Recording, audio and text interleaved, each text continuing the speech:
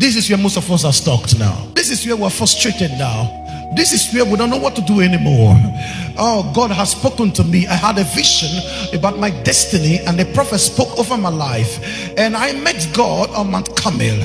I met God on one particular night, and my parents told me I'm going to be great. But how am I going to be great knowing that I don't have connections? My family is not connected politically, economically. They don't have the social class to make me to become what I'm destined to become. But when God is speaking, God does not need a man to do what he needs to do.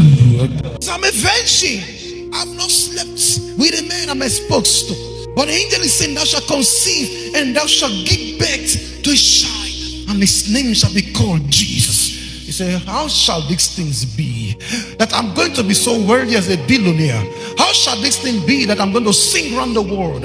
How shall this thing be that I'm going to preach around the nations of the earth, knowing nobody's inviting me? Ladies and gentlemen, what you need to become, all you need to become is not human connection, it's God's connection. Knowing that I don't know a man, how shall this thing be? Somebody allow the Holy Ghost. How will I be able to build a shopping mall that God showed me in the year 2021? Somebody holler the Holy Ghost. How can I be the pastor of the largest church on earth? Somebody holler the Holy Ghost. How can I be one of the greatest evangelists that ever lived? Somebody holler the Holy Ghost.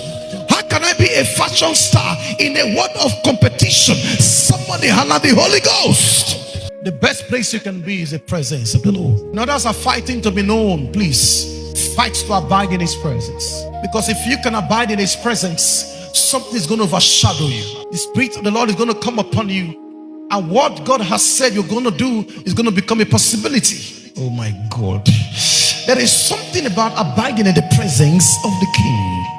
How shall these things be? I was thinking Angel Gabriel would say, don't worry, your husband Joseph is going to sleep with you tonight, and thou shalt conceive and give birth to a son called Jesus. But ladies and gentlemen, in this situation, you don't need to sleep with your husband, because God wants to borrow your womb to give birth to himself. Do you know why you depend on men so much? If you were married and you don't need a man to be pregnant, will you depend on the Holy Ghost or depend on yourself?